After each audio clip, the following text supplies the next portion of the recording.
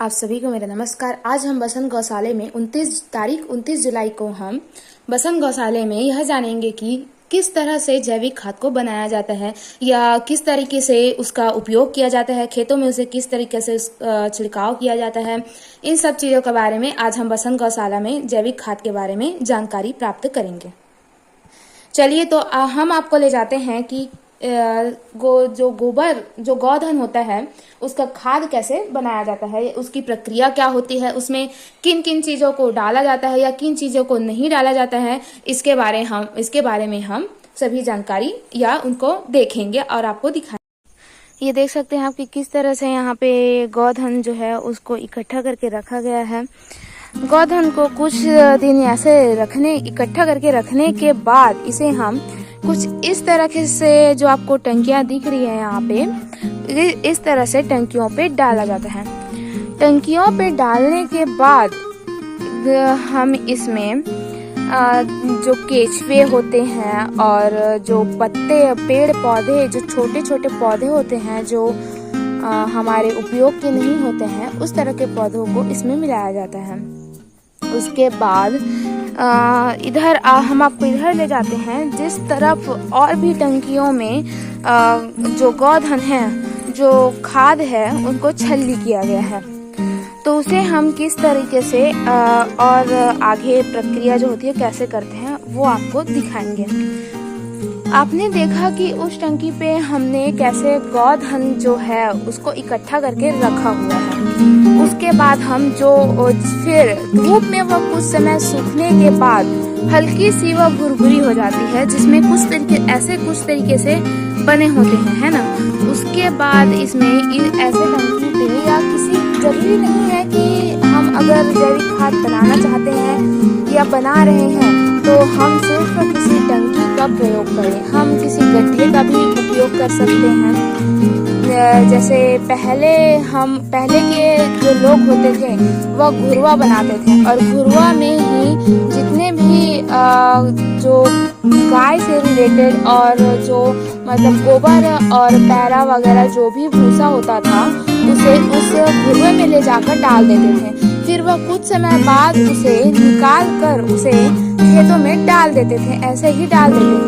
बस प्रक्रिया वही है, सिर्फ हम आपको यहाँ पे बता रहे हैं कि इस तरीके से इसे हम यहाँ पे इस टंकी पे डाल देते हैं। अब इस टंकी पे डालने के बाद इसे आप देख सकते हैं ये किस तरीके से जो गौधन होती है वो चिपचिपी और मतलब गीली होती है, वह इस तरीके से सूखने के बाद इसमें डाल देंगे।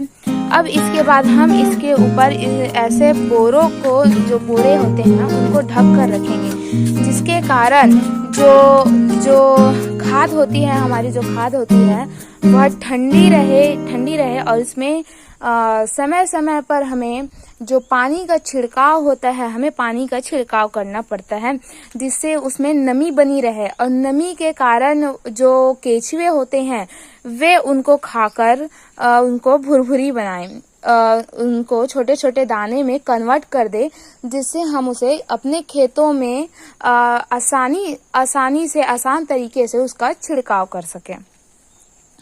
अब हम आपको इधर ले जाते हैं, आपको दिखाते हैं कि उसके बाद उसे किस तरह से किया जाता है। अब यहाँ पे देखेंगे कि यहाँ पे जो है ये भी जैविक खाद है। अब जैविक खाद के ऊपर जो सूखे पौधे होते हैं, उन पौधों को कि किस तरीके से इनके ऊपर रखा जाता है ताकि वह ठंडी रहे, और जो केचुए होते हैं वे धीरे धीरे करके उन मिट्टी को भी और मिट्टी और गोबर में उनको दोनों को मिला देते हैं और वह जैविक खाद के रूप में हमें फिर उपलब्ध होता है। उसके बाद जो केचुए होते हैं वो इन्हें धीरे धीरे करके मिट्टी में ही मतलब जैविक खाद में ही कन्वर्ट कर लेते हैं। उसके बाद यहाँ पे आपको दिखाते हैं कि किस तरीके से कह सकते हैं आप, जो केचुए होते हैं वो किस तरीके से इन्हें बारीक करते हैं। तो आप यहाँ पे देख सकते हैं कि किस तरीके से जो केचुए होते हैं उन्होंने इन मिट्टी और जो इनमें हमने पत्ते डाले थे उन्हें धीरे धीरे करके बारीकी से उन्हें कर दिया है। अब इसमें हम आपको केचुए दिखाते हैं। ये देखिए, ये देख सकते हैं आप, ये केचुए यहाँ पे हैं। ये देखिए, ये यहाँ पे आपको बहुत सारे केचुए देखने को मिलेंगे। ये देख सकते हैं यहाँ, ये इस तरीके से जो केचुए होते हैं वे धीरे धीरे करके जो हमारे गौधन होता है, जो गौधन होता है उसे वह धीरे धीरे करके खाते हैं, जो गौधन होता है उसे। उसके बाद इसे हम धूप में सुखाते हैं।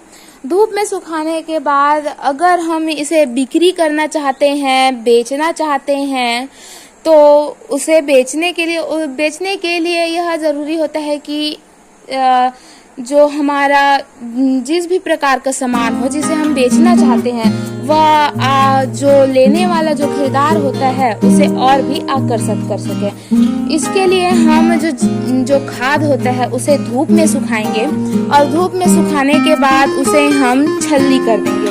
छलनी करने के बाद जो खाद होता है उसमें जो छोटे मोटे जो कंकड़ के रूप में बच जाते हैं वह अलग हो जाते हैं और जो मिट्टी जिसे केचुए जो होते हैं वो बारीक तरीके से करते हैं वे अलग हो जाते हैं। फिर उसे हम अपने हिसाब से पैकेजिंग करके उसे हम बेच सकते हैं।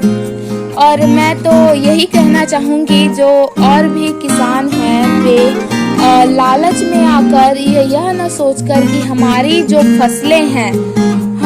फसलें हैं वो और भी अधिक हो और उसके लिए हम जो बाहरी दवाइयाँ होती हैं उनका प्रयोग करके हम अपने ही शरीर को नुकसान पहुंचाते हैं, जो कि बहुत आगे जाकर जो कि बहुत सारी बीमारियों का कारण बनती है। अगर हम जैविक खाद का उपयोग खेतों में करते हैं तो जो हमारे खेत होते हैं वे उपजाऊ तो होते ही हैं, उसमें जो हमारी फसलें होती हैं वो काफी मोटी और हरी और हेल्थी रहती है, जिसके कारण हमें बीमारियां उतनी नहीं होती हैं, हमारा शरीर स्वस्थ रहता है। अब जैविक खाद का हम इस तरीके से प्रयोग कर सकते हैं, अपने खेतों में डाल सकते हैं। और मैं तो मतलब हमारे यहाँ तो खेती में ही, हमारे यहाँ खेत में हमारे जो पापा हैं वह किसी भी प्रकार से जो दवाइयाँ होती है उनका उपयोग नहीं करते हैं, वे जैविक खाद का ही उपयोग करते हैं। और जो छिड़काव के लिए जैसे कीड़े वगैरह होते हैं, छिड़काव के लिए उनमें जो दवाइयाँ डालते हैं वे उन्हें भी घर में ही बनाते हैं। अगले वीडियो में हम बताएंगे कि किस तरीके से, जैसे कीटनाशक होती है तो कीटनाशक का काम हम कीटनाशक के लिए हम किस तरीके से दवाई बना सकते हैं, किस तरीके से कितने खेत में कितना उसको उपयोग करना है, इसका भी हम आपको जानकारी देंगे। तो धन्यवाद आप सभी का, आपने हमारी वीडियो यहाँ तक देखी है। और जैविक खाद के बारे में अगर आपको किसी भी तरीके से जानकारी की आवश्यकता होगी तो आप हमसे कांटेक्ट कर सकते हैं। धन्यवाद।